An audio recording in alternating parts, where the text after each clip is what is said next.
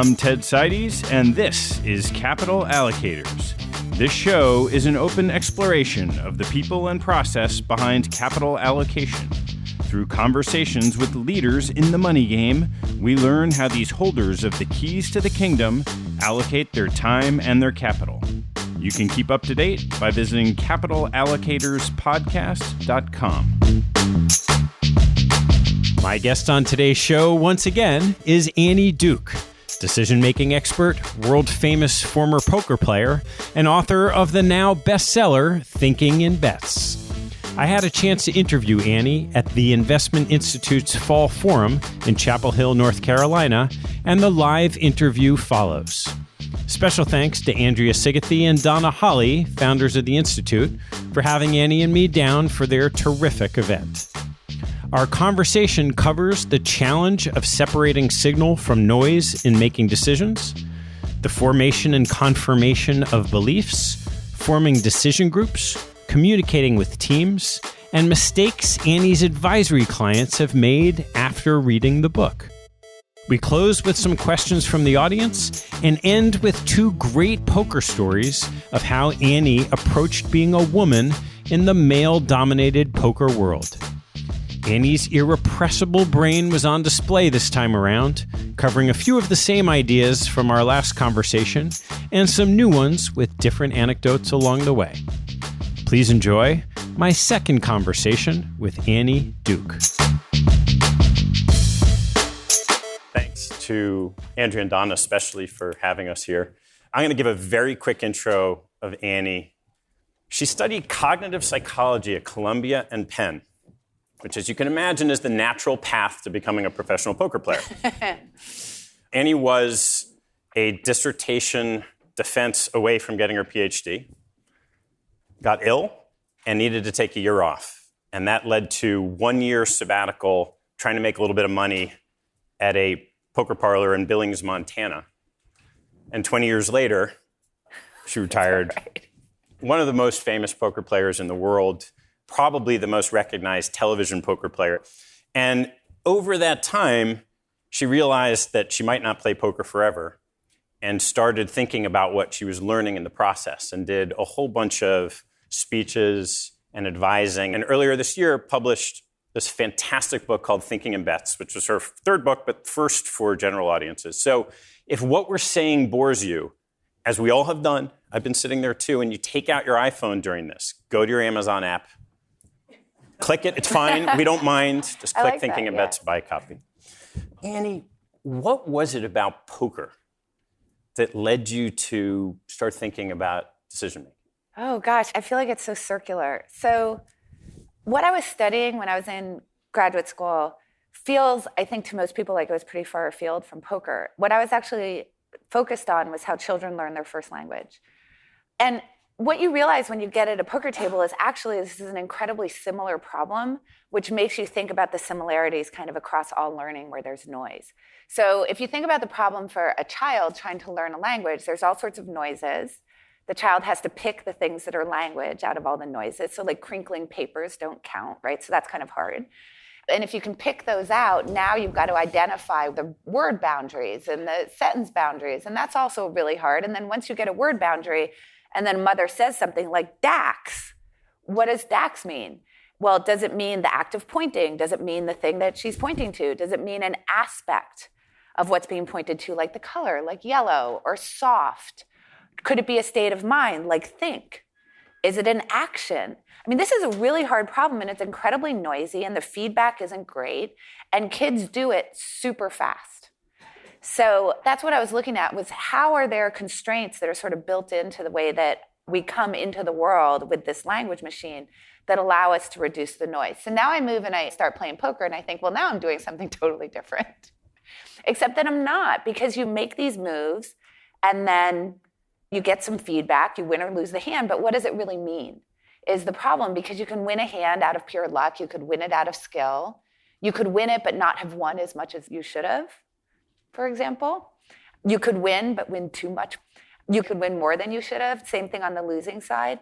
So it's also incredibly noisy. And so when I was thinking about what are the things that are really causing problems with learning language, which is there's information the kid doesn't know, and then there's sort of luck in terms of what's paired with what, that this seemed like the same problem that was occurring at the poker table, at which point I realized, well, this is really the problem we have as decision makers in life, right? Is that there's a lot of noise between outcomes and feedback. And despite the fact that when I was in graduate school, I was taught that learning occurs when there's lots of feedback tied closely in time to decisions and actions, I realized, well, poker really tells you that's not true because people don't play poker very well, but there's a lot of feedback. So at some point I realized, well, I've just moved into a much better laboratory actually for studying the kinds of problems that I was interested in graduate school, and sort of took it from there and merged the two together. And how did you start thinking about that difference between noise and signal? So obviously this was something that I was really thinking about when I was thinking about language acquisition, right? Like there's a lot of noise and there's actual noise because it's language, but what's signal to the child? How are they picking the signal out? So I was kind of thinking about this, just sort of trying to solve the problem for myself for about 8 years. I wasn't really in any kind of explicit way thinking about it in an academic sense. I was thinking about how do I actually learn in this environment and figure out what's what. And then in 2002, I got asked by a hedge fund to come speak to a group of their traders. They were having a retreat for their traders to come and talk to them about risk. And I said, I don't really want to talk about risk because I realized what I really want to talk about was this noise problem. And that was the first talk that I gave, was about this noise problem and what it does. That's really where I ended up really thinking very explicitly about the way that this disconnection, this kind of pulling apart, this uncertain relationship between decision quality and outcome quality really gets in the way in so many ways of good decision making. So why do we get things wrong? Gosh, it's such a complicated question, but here's the problem. For any given outcome that you have, trying to work backwards to the quality of the decision is really hard. So most of the time, decision quality is incredibly opaque, particularly in retrospect. We don't really know what the mathematics are. We're working in unknown probabilities, right? So a lot of times it's like ensemble probabilities where it could be going in many different directions. But at any given time that we make a decision, there's lots and lots of possible futures that can occur. But there's only one that actually does occur. Right? Trying to figure out what are the probabilities of those futures is actually really hard to do from a prospective standpoint. But once we get into a retrospective stand, meaning that some outcome has already occurred, then we have a huge problem. I talk about it in the book. I call it resulting, which is the term that my group used for it, which is that the result actually casts a huge shadow on our ability to come back in and actually determine what the decision quality is, which is hard on its own. But it's like this very big cognitive shadow, which I think is really built into us. We like things to be very connected. We like things to happen for a reason. We like things to have a causal relationship. We don't like randomness as a species. And so once we know the outcome, it's like we can't go back and kind of reconstruct the decision tree in any kind of real way. And so what ends up happening is we use the outcome quality as too perfect a signal for decision quality as we're trying to kind of work back into that. And I think part of the reason for that in terms of this connection is if you think about from an evolutionary standpoint, what's the punishment for a false negative versus a false positive? And obviously the punishment for a false negative is much bigger. So you're on the savannah, you hear rustling in the grass, you're standing there trying to figure out what that is, and then you die because you get eaten. Or you run away and you might be wrong, but who cares? So the penalty for being wrong isn't so great because you live and your genes pass on. So we have this real tendency to be sort of overfitters. It's easier when you do things prospectively to not do that because you don't have anything to fit it to yet, except your own ideas, which is a whole other problem. But the retrospective problem is particularly problematic because it's not just your own ideas that you're trying to overfit it to, but now you actually have a result that you naturally overfit. What happens with your own ideas? We can think about any decision we make as a bet. My book is called Thinking in Bets, and so this is obviously the premise of it. So people don't tend to think about their decisions as bets because they think about bets as confined. Like they think about it in the traditional way that we use bet. I mean, I go in a casino and I place a bet on like the craps table. But all that a bet is you have some set of limited resources. You then have to invest in some sort of decision. You can't invest in all decisions that are available. You've got to go one way. So you're trying to figure out, given the resources that I have, which thing do I want to invest in that will result in what I think are going to be the best possible set of futures given the limited resources that I have to invest. So anytime that we have lots and lots of futures that could happen and we have limited resources, we know that we're betting. And this is actually true even if you only have one option. you're still betting on that one option because of the uncertainty. It's still a bet. So once we sort of have that, we say, okay, so every decision is a bet. What are those bets built on? Well, they're built on our beliefs. And we can sort of divide our beliefs into two categories. One is like facts, the earth is round. Another would be predictions, the earth will be round tomorrow. And so those beliefs that we have about facts out in the world and how those can help us to figure out what the world will look like tomorrow or the next month or the next year or the next 5 years are what are informing our bets. So we have this foundation for every decision that we make. And what we would love is if the feedback that we get out in the world drives this foundation, actually makes it so that this is how we're forming our beliefs. But it turns out that that's not so. And this is where we kind of get this overfitting problem in a prospective sense. So most of the beliefs that we have are actually woven into our identity about ourselves. There's some that aren't, but mostly the things that we believe actually sort of build our view of ourselves and they become part of our identity. This is particularly true when we get into things that have to do with tribe. And tribe isn't just about politics. It's about whether you're a value investor or a trend follower or whatever it might be. I mean, we all have these tribes and we believe these things very strongly as part of our identity. But we also believe things that aren't part of our identity that also drive the way that we look at the world. So an example that isn't part of your identity would be, how do you tell if a man's going to go bald? And when I ask people in the audience, they all raise their hand. You look at the mother's father.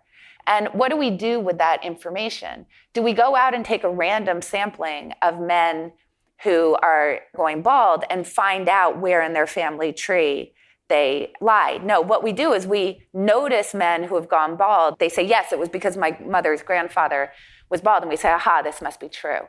So this becomes this problem of this circularity, that what happens is it's not that the information that we get in the world actually informs our beliefs. It's that we form beliefs in a relatively haphazard way, and then those beliefs actually drive the way we process information.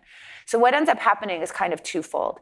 One is that we notice information that confirms the beliefs that we already have. So you're looking through Google News and you're seeing the stuff that agrees with you and you don't see the stuff that doesn't agree with you so much. That's confirmation bias. That's pretty well known. But a bigger problem that people don't talk about it as much is that when we are confronted with information that disagrees with us, we work very hard to disconfirm it. So what happens is, I'm in the morning, I'm reading political articles, I see something that agrees with me, I practically don't get past the headline, I just go, yay me, I'm so right, so is this person who's just written this. And when I see something that disagrees with me that I read, I'll write a dissertation on it. This is why it's wrong, these are the facts they're not including, this is why they're biased. So I work very hard to make sure it's not true. And then the other thing is that when information comes from out of tribe, we don't trust it, so it can actually cause us to entrench more. So what happens is that instead of the information in the world driving our belief formation, what happens is that the beliefs we have actually drive the way we process the information, and they drive it in a particular way to reinforce the beliefs we already have, and we get this circular pattern called motivated reasoning. So this is where the prospective problem comes in, is that as we're trying to figure out what are the possible futures that might occur, we have to have a very clear-eyed view about how much luck is in the process, which we try to reduce, because we don't like to think about luck. It doesn't feel good to us that we don't have control. But then also the beliefs that we have are going to inform our predictions about the future. And our predictions about the future are going to actually be motivated to essentially affirm and confirm the beliefs that we already have. And so we're not going to get a particularly good view of the future that way. Other than suffering from resulting, confirmation bias, motivated reasoning, and just about anything else, is there anything we can do to marginally improve the quality of our decisions? So we can, and the important word in there is marginally. I think that what people generally think is like, well, I'm super smart, and everybody's super smart because of the better than average effect. So we're all super, super smart. And now I know about this. Someone's told me about motivated reasoning. Someone's told me about confirmation bias. They've told me about resulting. They've told me about all this stuff. So yay me, I'm clearly not going to do it anymore. And the answer is, yes, you will. And in fact, it will be worse for you. So I'm just going to give the little bad news before I get to the good news. So there's actually two really good pieces. One's in my book. It's a study by Dan Kahan that showed that people who are really numerate, really good with statistics, for example, being able to work correlational tables that are difficult because the raw numbers kind of point you in the wrong direction, but the correlation points you in the right one. That people are really good with those tables. When you give them tables that have to do with something that is politically motivated for them, like gun control, they're worse. They're better at spinning the data to fit their beliefs because they're better with data. Like, who do you put in a spin room? The dumb guy or the smart guy? No, you put the smart guy so that he can data mine for you. So that's number one. Then there was also one solving syllogisms. So syllogisms have internal logic. They don't have to relate to the real world, but we know that people get tripped up when a syllogism comes to a conclusion that doesn't comport with the real world, like all frogs are blue, and then you fall apart and you can't see the internal logic anymore. So again, they looked at people who actually had degrees in logic. They were really good at it, and they were worse when it didn't comport with their political beliefs. This isn't helping. I know, it's really sad. So being smart actually makes it worse. So that's number one. So don't think that that's going to solve it. I think that that's what's really important. So now here's how we get marginally better. Just survey in the room. How good do you think you all are in this room at spotting when other people are being biased? Really good, right? Right? Because I'm screaming at the television all the time. Okay, so we know that we're very good at spotting it in other people. In fact, we're so good at it that there was a great study that was just done where they had people solve logic problems, and they had to write down their answers to the logic problems and then rate their own answers, which of course they rated quite highly. Then they had them rate other people's solutions to the logic problems. Well, guess what? One of the 5 that they were rating was their own solution, which they had previously rated quite highly. And now when they saw it and they did not know it was their own, they were very critical of it. They wrote the dissertation on why it was so bad. So even when it's our own answer and we think it comes from someone else, we're much better at spotting bias. Okay, so let's use that to our advantage. And I can say, hey, Ted, I can see that you're really biased. And so why don't we make a deal? Because I imagine if I can tell you're really biased, you can probably tell when I'm really biased. So if we make a pact between the two of us, that you're going to watch my bias and I'm going to watch your bias, and now we can form kind of a decision group together where we make rules about what the interaction is supposed to be. You can set me straight, I can set you straight, and now we can have a commitment to essentially reasoning to be accurate versus reasoning to be right. And I like to really make that distinction. Reasoning to be right is, I believe things and I want those things to be true. That's just reasoning to be right. Reasoning to be accurate is saying there is some objective truth, and I should be working to build the most accurate model of the objective truth. Because if we go back to the idea of decisions as bet, who wins the bet? The one who has the most accurate model of the objective truth, or the one who just thinks they're right? Well, that's an easy answer. So let's make a commitment to do that together and watch each other's back. It's not hard to envision that you start doing that, and they can be a little bit emotionally charged, right? You're trying to tell me that something I think is right is wrong. Are there ways of massaging the language so that it's easier to deliver that message? Yeah, so certainly there's some people who have a personality where when I just say you're out of your mind, it's fine. But not everybody's kind of in that way. So there's a few things you can do. One is you can say, well, I think there's another way to look at it. So notice I haven't in any way invalidated your way to look at it. I'm saying, could you consider this other thing? Let's look at it this other way. And then we can compare and contrast. And so all these sort of ways that you can do it have to do with not invalidating the thing you said. So another thing you can do is to actually be very future focused. So if you say something that I think is really biased about something that's happened in the past, what I can do is, instead of saying, don't you think that's not why that's actually true? Instead, I can say, well, how do you think you could prevent that from happening in the future? Now, notice that in order for you to actually reasonably answer that question, you must go back and look at where you went wrong in the first place, because you can't answer that question without doing that. But I'm not the one making the challenge to you. I'm just asking how you could fix it in the future. So an example with my kids, right? And my child would come home and say, oh, I got such a bad grade on that test because the teacher put a bunch of stuff that wasn't on the test. And it was really hard and everybody did really poorly on it. And also he hates me, and you can ask anybody in the class. Meanwhile, I saw a lot of 2K being played. So instead of saying to him, hold on a second, I saw you on 2K the whole time, what I say is, oh, that must be really frustrating. How do you think you could do better on the next test? And we'd get to the same place as if I said you were playing a lot of 2K. It's just that we would do it without the confrontation, because I would just validate. So think about, how do you say yes and, that old improvisation thing of yes and. When you're starting one of these discussion groups, how do you start honing in on, these are the observations that I'm going to try to make for you where I see you have a bias when I'm not experienced at doing that yet? One of the things that I really ask for people to do when I'm doing trainings with them is to start to really write down a list for themselves of things that are really good cues that they're probably thinking in a biased way. As an example, whenever you sort of offload to the world, when you're socializing something to the world completely, that's usually a really good example. Actually, I saw something interesting. It was recently an interview with Cliff Asness, and he said this. He said, when the market goes down because of humans panicking, people say the market went down. So that's a really good example of socializing to the world, as if this has nothing to do with people. But when it goes down because of algorithmic trading, people say it was the quant's fault. So that's privatizing to people. So that's a good example of when you see yourself socializing out to the world. That's what my son was doing. It wasn't my fault. It was because the teacher doesn't like me, for example. So I know that for me, that's a really big thing when I listen to that structure and that structure of the language where I know I'm socializing to the world. Another one for me personally is like, oh my gosh, it was so unfair. It feels really unfair. It feels like things like this always happen to me.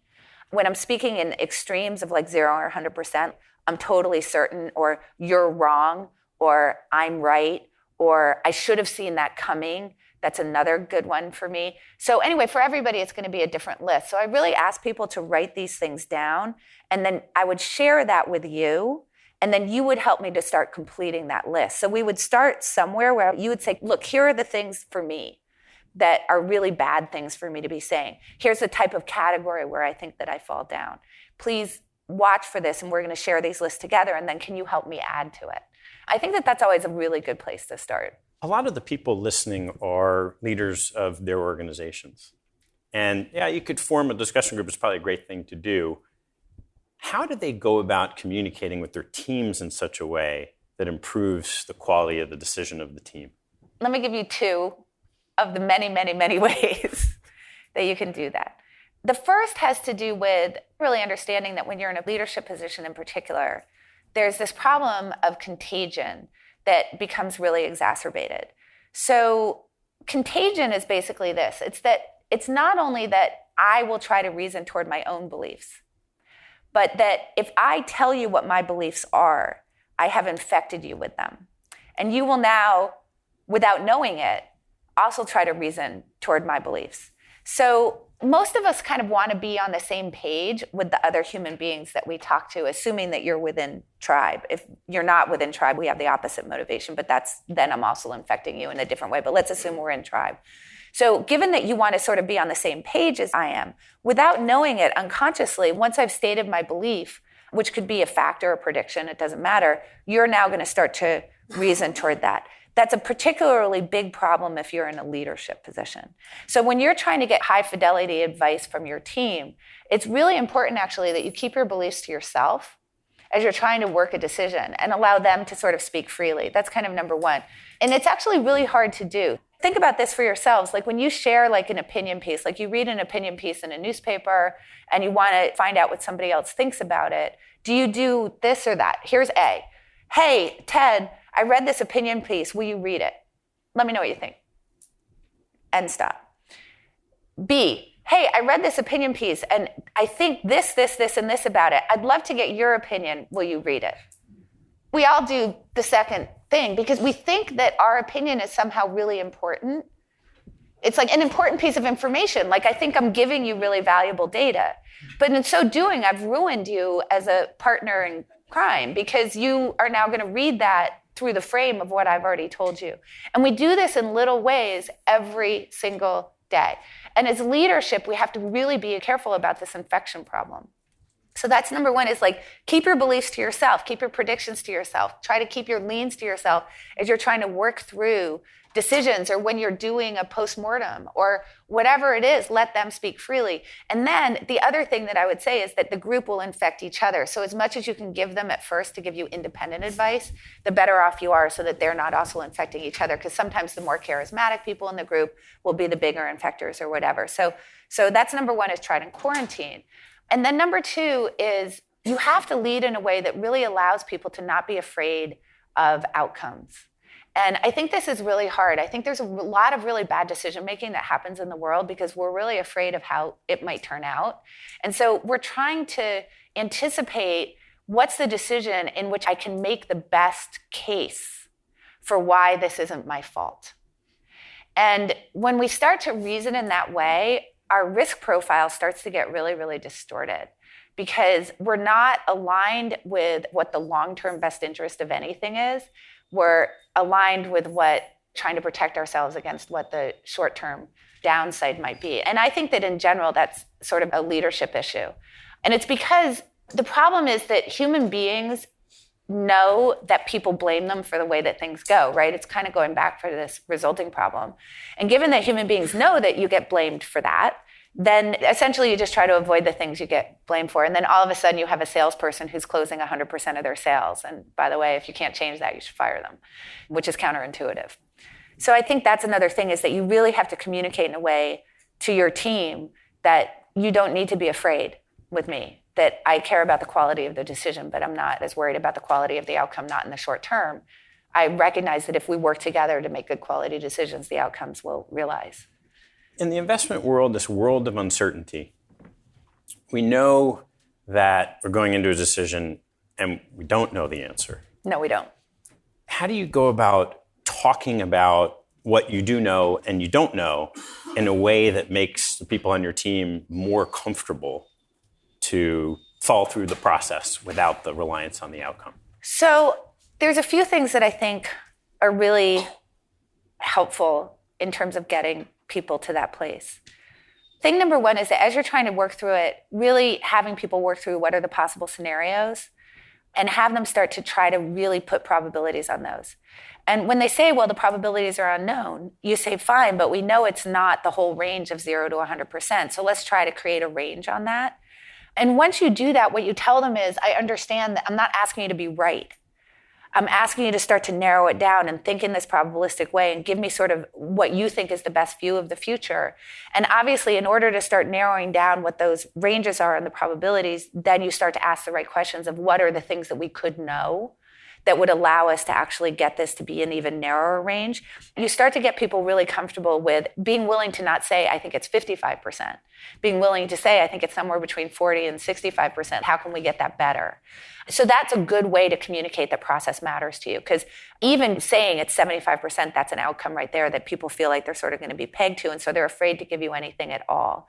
I think that's number one. Number two is to allow people to understand that the point is to, again, be accurate, not right.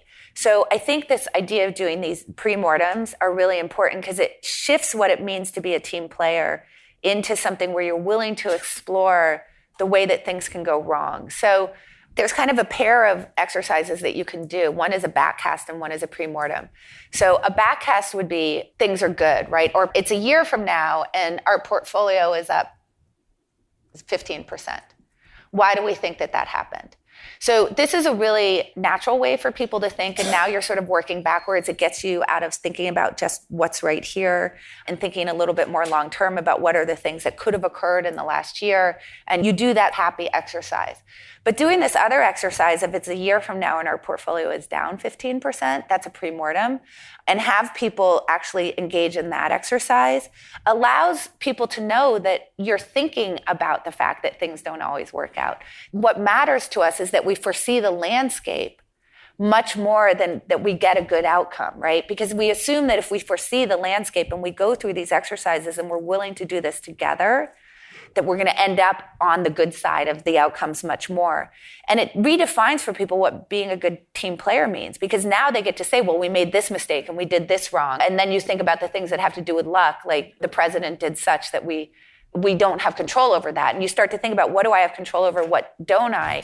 And that gets you much more focused just on how good of a forecaster are we. And now the outcome you're looking for is good forecasts as opposed to good or bad outcomes.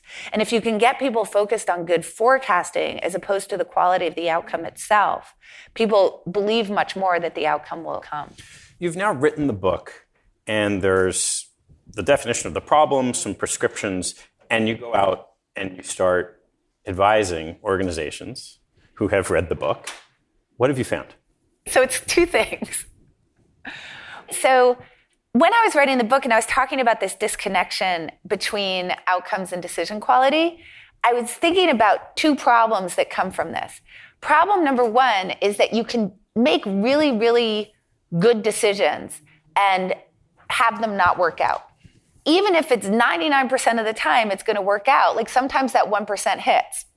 So there was definitely that side of it. But the obverse of that is that you can make really, really terrible decisions and have those work out just fine. I have run red lights in my life by mistake, and I'm alive. Thank you very much. And both of these are really huge problems for learning. Really, really big problems for learning. Because in one case, obviously, you don't want to think that just because it worked out well that I should now go around running red lights. That's pretty bad. I mean, I've actually heard people say, like, I drive better when I'm drunk. It's like, great, because you got home safely once.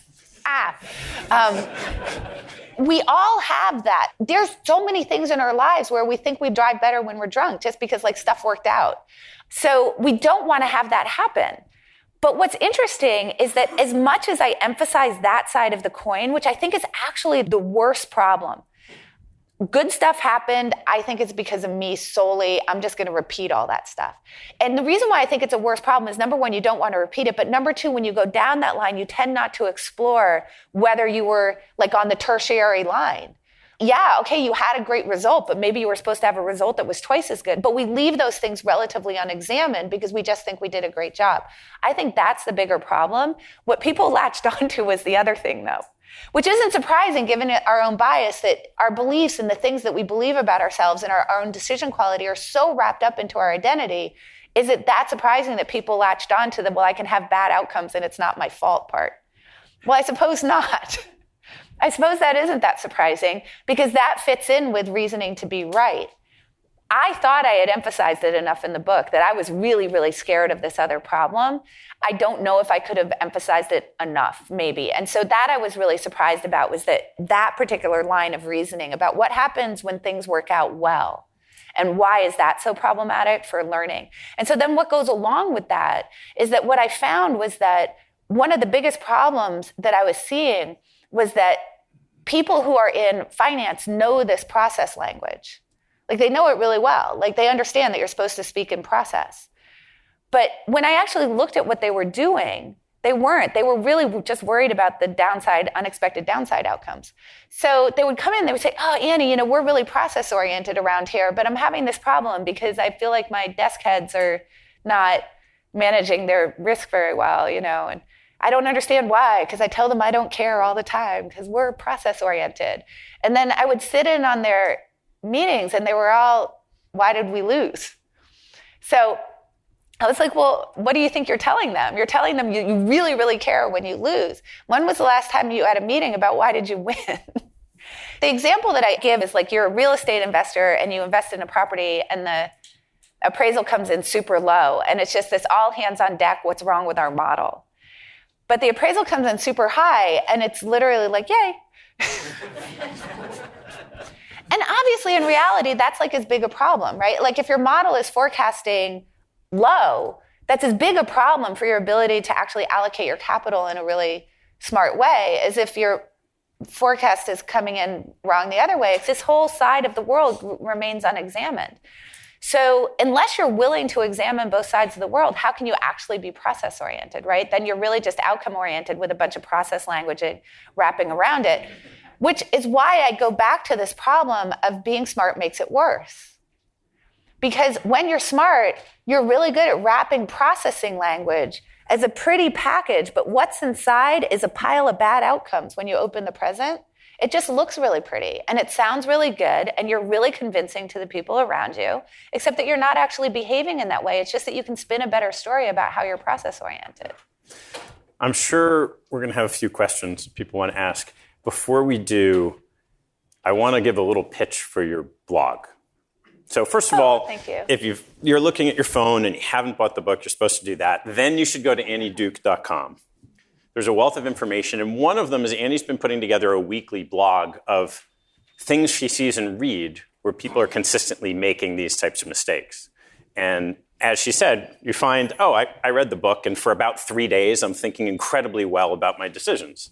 And then you go back. And I found this to just be a fantastic way of refreshing your mind of, got to remember, every week.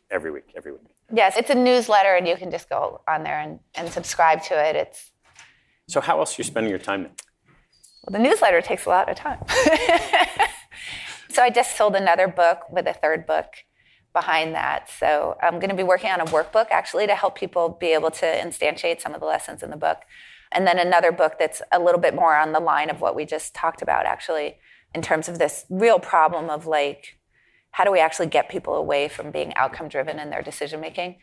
Going back to do my PhD with Phil Tetlock, trying to fit that in. It's been slow, but because I'm a little busy. And outside of like my children, which take a lot of my time and other things, I'm doing a ton of this. I do a lot of keynoting, trainings, half-day, full-day trainings, coaching, and consulting. Thanks. Questions? So I would love to spend the last 5 minutes allowing people in the audience to ask you some questions, if that's okay, before we break for lunch. Great. Questions, please raise your hands. Probably everyone in here is invested with either an individual pulling the trigger on whatever investment or a group making a decision. How would you expect those two to be different? I mean, I think intuitively you'd think the individual would have far wider outcomes, either really good, really bad versus a group, but it'd be interesting in your view. So it so completely depends on how the group is constructed. Most groups become individuals on steroids, kind of. You tend to stick with people who agree with you. People don't really like conflict very much. Generally, dissent is not well represented. And so in some ways, a group can actually be worse than an individual if the thought style is confirmatory. Now, if you have a group who's really developed a good culture around exploratory thought, then the group is going to do much better in general. And the reason why is that the group will have a disciplining effect, and a pretty strong disciplining effect on the bias of any particular individual in the group. But you have to really query, if you want to understand whether a group is the better choice than a particular individual, you've got to query on what that culture looks like. And you have to be really careful, because you may have someone tell you about how process-oriented they are and how open to dissent they are. I would want to sit in on those meetings and listen to how they actually communicate with each other. Because in reality, it's incredibly hard to actually put into practice. And when you do that, you have a bunch of people who are cheerleading each other, and it actually becomes worse, because the individual will tend to have more doubts because they don't feel like they have natural consensus. And so the individual will discipline themselves better than a group will discipline them if the group has a conformatory thought style. So, I would say sort of if you had to rank order, like the worst is a group that has a confirmatory thought style, then would be an individual investing, and then would be a group with an exploratory thought style. I think that we tend to think that putting a group together is just better, and it's not true. It really depends on what the culture of the group is. What you said really resonates with me. I really enjoyed your comments. I'm curious, there's so much talk in executive ranks about being results-oriented. And I'm curious about, when you go out and talk to people, how that language of I'm results-oriented gets in the way of what you're talking about. I think it's one of the worst things that somebody can say. I think that if you say I'm long-term results-oriented, that's totally fine, because we all should all be long-term results-oriented, right? Like, give me 10,000 coin flips, I'll tell you a whole bunch about the coin. But I don't want to know on one result. That's a language that I actually try to get rid of right away, because I think that that's actually directly communicating to people that they really need to defend themselves against the results, but particularly bad results. So I think that when you say results-oriented, you think that you're motivating people to give you good results. And the fact is that you are, but not the right kind. What you're motivating them to do is to choose consensus choices, to stick with the status quo, to choose the lower volatility choice rather than the higher volatility choice, to try to sort of keep the swings low. I actually am hearing it more in terms of, therefore, I'm not process-oriented. It's better to not be process-oriented because I'm results-oriented. Oh, that's really interesting. So generally what you're telling people is that your decision-making is a black box to me. So you are saying I'm not process-oriented. And in fact, what I think goes along with that is very often what you hear from people who are saying I'm results-oriented is that they have a big belief in gut as well. It's this idea of like, well, we can't really open it up to a process because like I have my secret sauce. And so if you ask me why I made the decision I did, it's just because I'm me. And what I really try to get people who are thinking that way to think about is that it's really good to open up the black box, because I'm a big fan of what Feynman said. Like, if you can't explain it to an 8-year-old, you probably don't know what you're talking about. And so when someone says, well, I did it because of my gut, I think it's a cop-out. And what I'll generally say to somebody like that is, well, okay, I know it was your gut, so that's great. And I'm really happy your gut is so good. But wouldn't it be great if the rest of your team could sort of learn from your gut? And so what I then do is I don't challenge that their gut is really good. I just tell them it would be really good if they had to teach it to the rest of their team. Because otherwise what happens is that you're not actually bringing your intuitive choices up to the light of day against a rational process. So I think that those two things go hand in hand, is that they're a big believer in black box decision making. So you have to sort of pull those two things out. The way I do it is like, that's great, but you got to teach them how. And then that will generally get them to start thinking a little bit more about process, but it's tough. We have a group of very experienced women back here, and we, not that there are not others throughout the room, 26% as I counted the roster. But we were talking, as you were talking, about how we are constantly feeling like we're wrong when we're in a group meeting, and we've often been the only woman in the group. Mm-hmm. It's just so consistent, I think, for women in a lot of these meetings. Is there something about we should be aware of in those meetings or try to grab onto, or the way that we were taught to do things? Can we close this by you telling a poker story of how you can take advantage of being a woman? Oh, yeah, sure. That's an interesting way to close it. Sure, absolutely. Okay, so to your point, I think that one of the problems that I have found when I've talked to women, just to give you an idea, in an average poker room, 3% of the people playing are women. Not too many of us. So you're sitting at the table, and by the way, there's no HR department. And there's this real sense, like, as someone says something completely outrageous to you at the table, and you look at the floor person who's supposed to be sort of controlling the game, it's this, well, you can leave. So, all right, okay, I guess I could. So it's this idea like you're here voluntarily, so therefore whatever abuse you're taking, you're choosing. A lot of what's happening is that what's coming at you is a real disrespect for your abilities and your intellect. I think that everybody has a need to be liked and respected, but there's a time and a place for that. And when you're sitting across the table from an opponent, it is not in any way, shape, or form to your advantage to prove that you should be liked and respected. As much as it doesn't feel good when someone says something really nasty to you and disrespects you, as an opponent, that's an advantage. So what I used to try to think about when I was playing was that in terms of the structure that I was sitting in, there wasn't a whole lot that I could do about it, right? Like I couldn't look at the floor man and say, could you make this stop? That wasn't going to happen.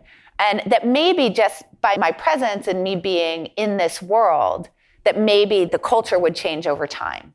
But that certainly in any given moment, I couldn't do a whole lot to change the culture. So what I started to think about was, well, how can I take the fact that you have this attitude toward me, and not everybody, but a certain subset of the people I was playing against would have this attitude toward me, and how can I actually create agency for myself in that interaction in order to turn that to my advantage? So here's two really simple examples. I know that you think that I'm capable of thinking that's only one level deep.